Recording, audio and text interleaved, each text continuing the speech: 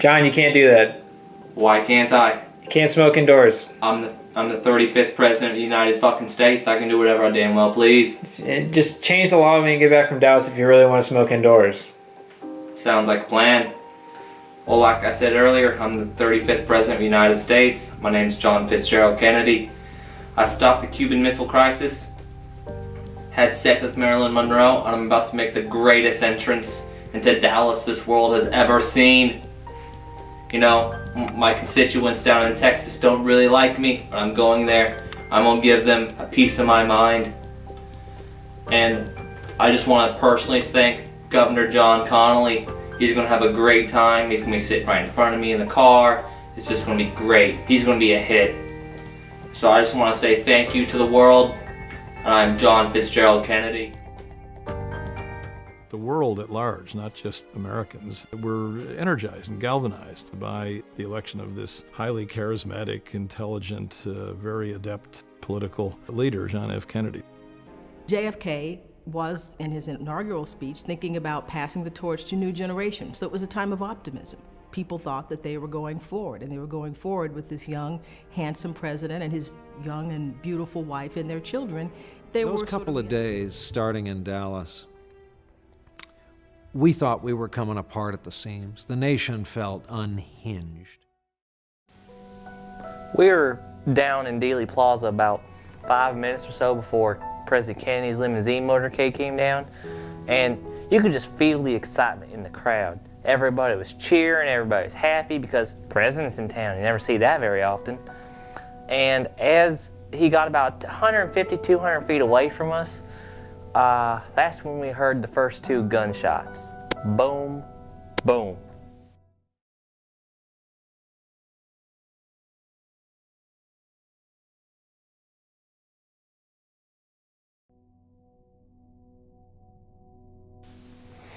I was sitting in the jump seat and I turned around to the back to see the president when I heard the shot, and I saw he was slumped. And I've been hit, but I wasn't hit too badly. And so the third shot came out and I thought, God, they're gonna try and kill us all. And so I turned back to the president again, and I turned a little bit more towards the right because that's where I thought I heard the rifle shot come from. And all I could hear was Jackie screaming, "Oh my God, they killed my husband."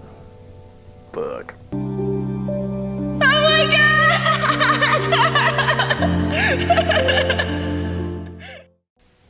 I initially didn't have any clue what it was. I didn't think it was gunfire when it first happened.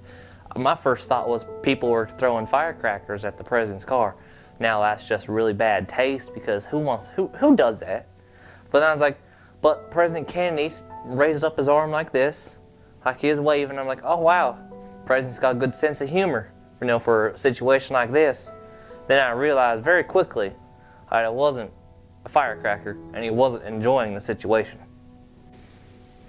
I saw the car go down the street and it was in line, or it seemed in line, and then the president leaned over as how do you in American movies the shot and you got me. I was surprised because I don't think that president would be making morbid jokes on an occasion like this. But then I heard second shot and the brain fucking opened like an exploded bowl of borscht. Red and blood everywhere, redder than the revolution and flag of USSR.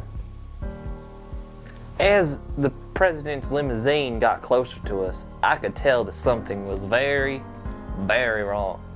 He had this morbid look on his face, like he had just been shot. Ironically, he had just been shot. As the shots were coming, I turned to the right because it's all instinctual because I hunt a lot. And as I turned around, I tried to look at the president to see if he's all right. But have you ever taken a stuffed animal and just kind of ripped open the inside and like all the confetti, like stuffing and stuff, just like flies everywhere? Like there's some large chunks, there's some small chunks, there's like little frays that stick on the end. Yeah, that's kind of what happened. It was not good, let me tell you that. And so, because I hunt, I think I have a pretty good sense of perception of where the rifle rounds came from. And I'm for sure of myself that I could tell that the first and third shot came from the school book depository. So I jumped from my car and I started running the president's limousine, and then I heard another loud bang. It sounded more like a revolver being shot into a hard object. And then I jumped on the back of the president's limousine, realizing he'd been shot in the head and he was severely wounded. And I realized there was no chance of him making it. When it exploded, I thought they killed him. They killed him. I know expected in the United States. I thought back home, if important official's head explodes, I go, tam pятница, which it basically means that's Friday. So I rush back to work. I tell secretary to call police, or it's not KGB, it's Secret Service, one and the same. And I tell them to call them. I might be able to help. I did not know what, so I had to go produce film from my camera in that. I didn't know what I'd do, but that's what I did.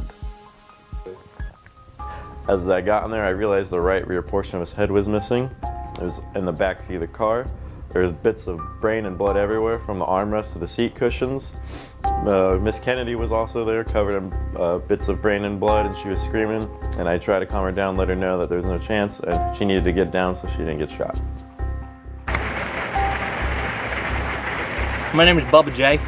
I'm a ballistic weapons expert, redneck weapons expert. And let me tell you something.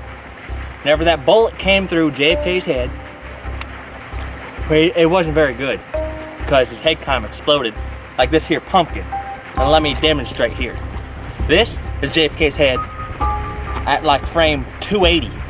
This, that right here, that's JFK's head after the bullet left it. It doesn't look very good, does it? Not at all. I'm Bubba J, and this has been the weapons expert. Now you see here, what I believe was that there were 2 shots from behind the grassy knoll, but the CIA believed this, get this, said that it couldn't have happened and I was making things up. So whenever I was called to testify, I just went ahead and said whatever the CIA and FBI told me to, because I didn't want to hurt the family and cause any more pain. Lyndon B. Johnson was then transported to Air Force One, where he could be sworn in as the next President of the United States. They find President Kennedy's prayer book on the plane for the swearing in, and a dictaphone records the ceremony. I do solemnly swear that I will faithfully execute the office of President of the United States. While Lyndon B. Johnson was being sworn in on Air Force One, Dallas police officers were on the trail of Lee Harvey Oswald, which was last seen in a movie theater nearby.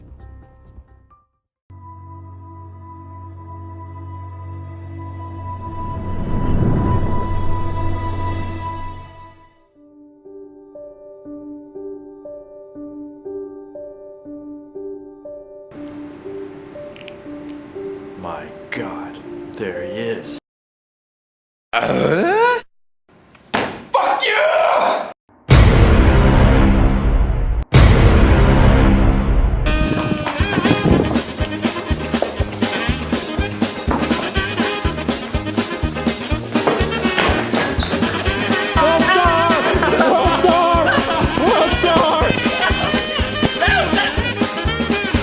Oswald was set to go to trial, but Jack Ruby had other plans. Die, you commie bastard!